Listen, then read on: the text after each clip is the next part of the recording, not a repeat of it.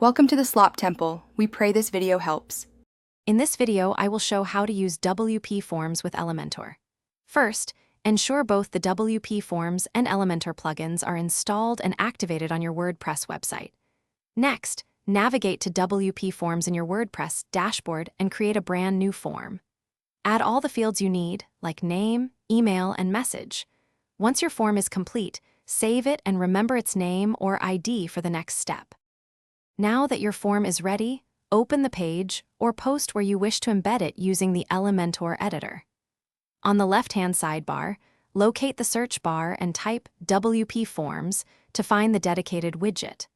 Once found, simply drag and drop this WPForms widget directly onto your page canvas, placing it exactly where you want your form to appear.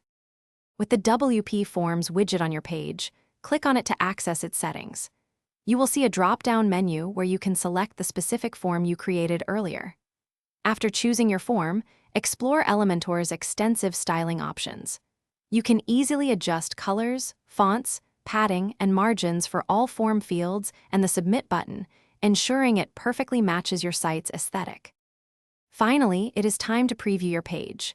Check how your WPForms form looks on different screen sizes, like desktop, tablet, and mobile, to ensure a responsive design. Once satisfied, click the Publish or Update button in Elementor to make your changes live. As a final crucial step, submit a test entry through your new form to confirm everything is working perfectly. Thanks for watching. Consider subscribing if we helped you.